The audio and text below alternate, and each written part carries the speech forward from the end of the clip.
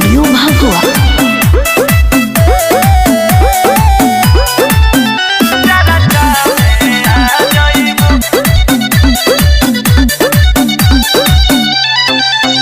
जनिया बना के बुझे अमर पाली हो, हम हई नए बबी जाली हो।